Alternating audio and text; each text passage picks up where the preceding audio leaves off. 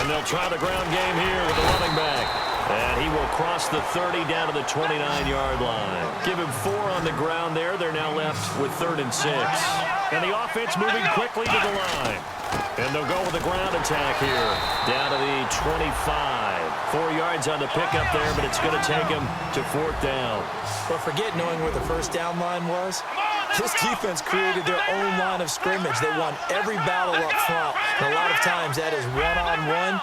If you win your one-on-ones enough times, your defense is going to be pretty good. They have more people to the football and snuffed out the play.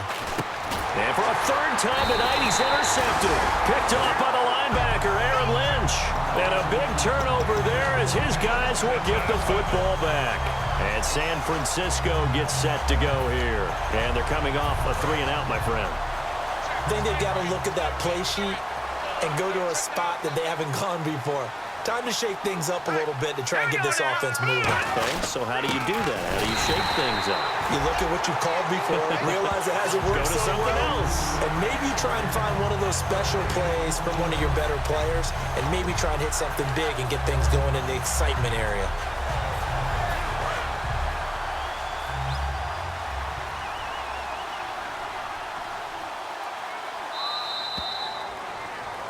Back now here on EA Sports. It's 49er football here. They've got the lead as well as we get set to start the 4th and final quarter.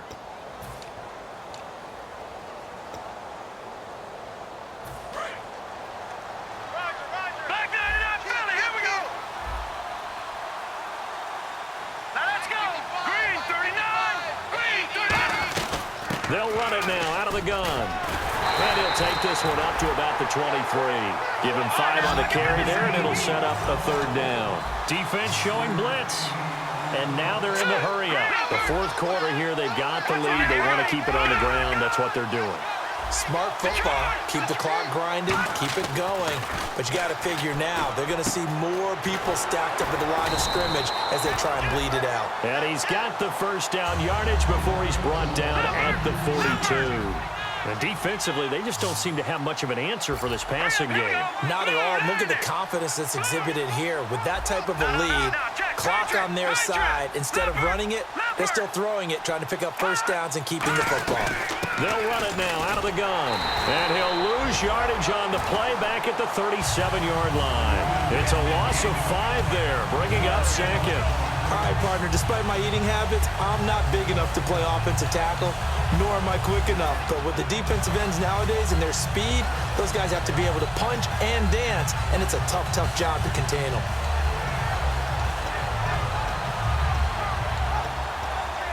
So the defense has put them in a tough spot. It's 2nd and long.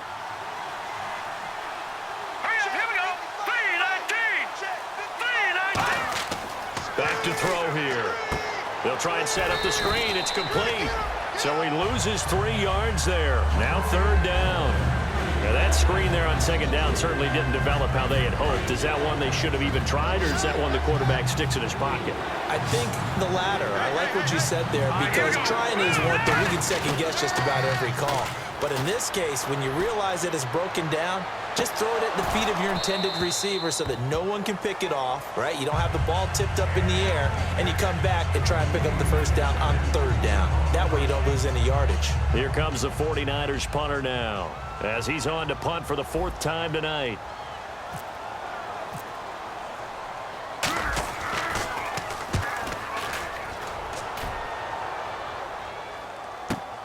That's fielded at the 8-yard line.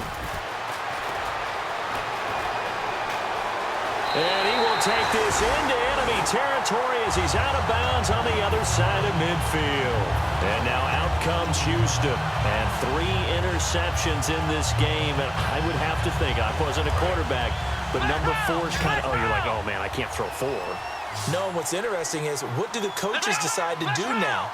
Having thrown 3, do you alter your offensive strategy? Do you take the ball out of his hands and maybe turn to the running game? Or do you have that supreme confidence that he's going to turn things around? We'll see what they do. Give him 9 on the carry that time, and they're set up with a 2nd and 1. And they're going to hurry back to the line now. And he'll give it here to his running back. And he'll work it inside the 30 to the 29-yard line. A nice pickup there, 10 yards, and it'll move the sticks. Now, that run is one to build on, and I know it sounds like a cliche, and it seems like a simple thing, but truthfully, coaches are always looking for something to pull out of a tough day. And right now, this team has had one of those. So that run there, I guarantee you that's a clip and save as they move forward and look towards the next game. And he'll tell his team, this is what we're looking for. This is what we planned for. Let's have more of this to start games as opposed to getting it at the end. They'll give it to him right off the gun. And he's going to get hit at the line of scrimmage and driven backwards. No gain on the play there, so they're left with a 3rd down and 6. And quickly, they get to the line. On 3rd down, he'll drop to throw. Wide open receiver complete. And he doesn't quite make it. They do stop him, but he gets it all the way down to the 1. And in a lot of ways, that catch is expected. Red zone presence, and that one was realized there. You've got to find your tight end in that situation. Only a yard on the pickup there. 2nd and goal. What a game this defense has played. They're pitching a shutout, so it'll be fun to watch down the stretch to see if their defensive coordinator continues to be as aggressive as he's been all game long. They run. Abdullah. And nowhere to run on the interior of that defensive line. He'll get back only to the line of scrimmage. And now it looks like they're going to be in the hurry-up. Big play here. 3rd down and goal from the 2. Abdullah. And he's in for the score. Touchdown, Texans. Amir Abdullah punching it in from a yard away. And the Texans cut into that lead. That is good, and that'll make it 20-7.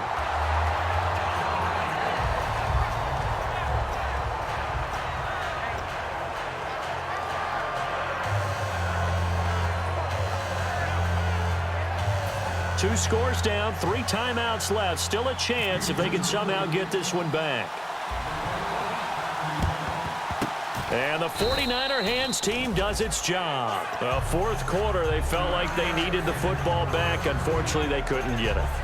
And I know we brought analytics into the game, and someone has said here that the data says that when a team's expecting an onside kick, 80% of the time, the team expecting it, they do actually recover the ball, which is what we saw here. I just wonder if that number is much more of a anecdotal type of a number. Kind of like when the coaches tell us, well, when you score on special teams, 93% of the time you win the game. I'm still waiting to see that number is empirical. Time for a break. We're back to crown a champion after this.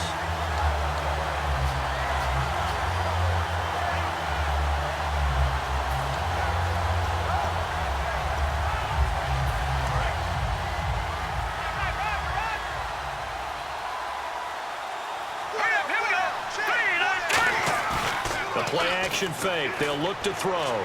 Sliding out of the pocket. Complete to Amaro on the right side. 6 yards is the pickup, and that'll lead to a 3rd down. And now the Texans are going to stop it as they signal for a timeout. It's just their first. They've got 2 more to use here in the final stages.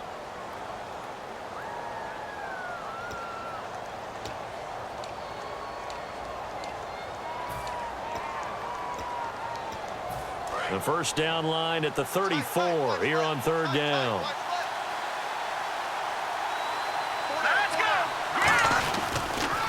Now they'll run it on the toss. And he'll take this one down to about the 40. Just a gain of 2 there, and it's going to bring up a 4th down.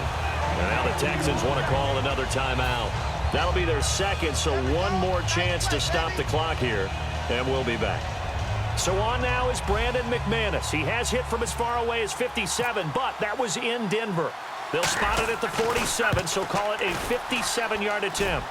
And this one will not get there. It's off to the left anyway. It's no good, and this score will stay right where it is.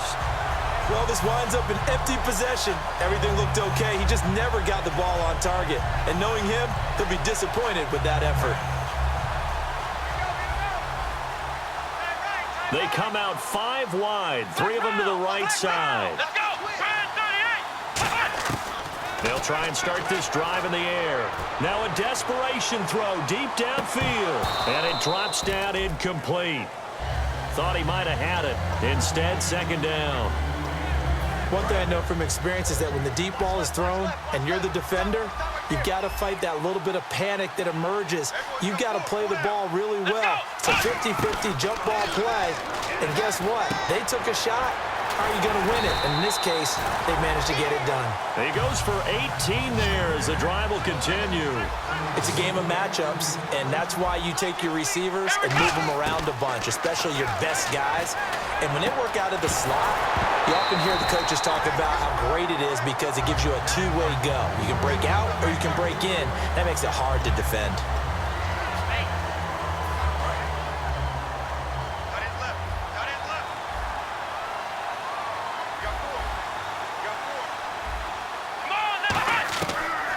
Second and 10, he'll look to throw again. The hook up on the right side to Hopkins. And they're able to get this one past the 30 down to the 25. In today's football, where receivers break tackles, make people miss, get upfield for the extra yardage, when you see... And he takes this one into the end zone, and all of a sudden, here in the final minute, things get a little bit tighter. And there's the touchdown that they needed, so they'll celebrate. But the guys on the sidelines, they've got to stay focused. The onside kick team, they need them to get the ball back. Yeah, part one of the equation done. Now they need to convert and get that onside kick. So there is still time, a little over 50 seconds to go, but this becomes a critical onside kick.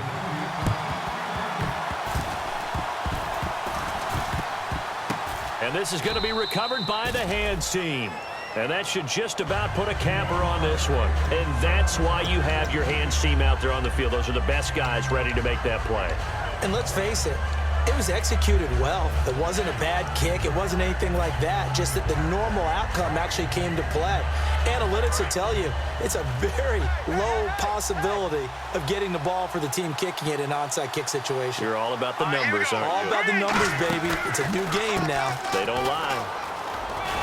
And he'll bring this one inside the 35. Give him 10 yards on the pickup, and that'll make it second and a foot or so. Not an ideal spot to be on first down, but I love that the play caller did not immediately abandon the running game and say, okay, we've got to throw it in order to pick it up. Stayed with the run, was rewarded with a big-time pickup. Now they're in second and manageable. Let's go! Green, 39! 55,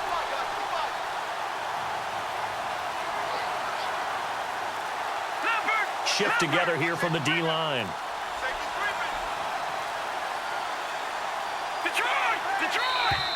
And they're going to take it all the way down and just take the delay.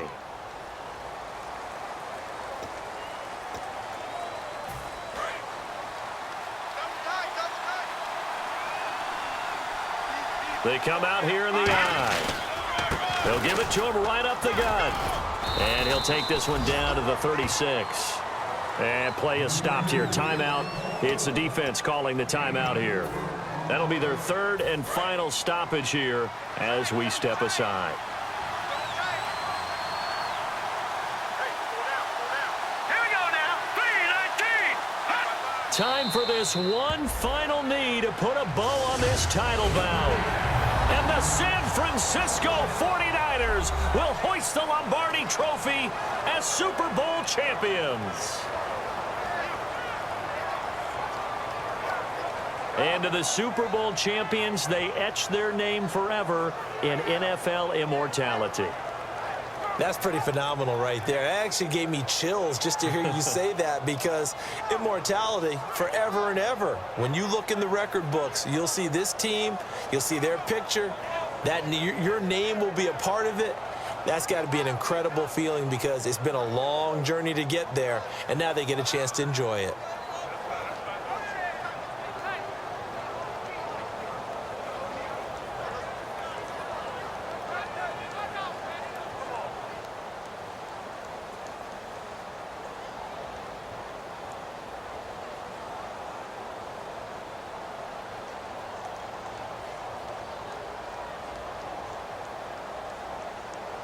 And they end this year just how everybody wants to end the year, holding the Lombardi Trophy. What a season for them. What a ride it's been for us as well here in the booth. For Charles Davis and our entire crew, I'm Brandon Gaudin. Thanks for watching, everybody. We will see you next season right here on EA Sports.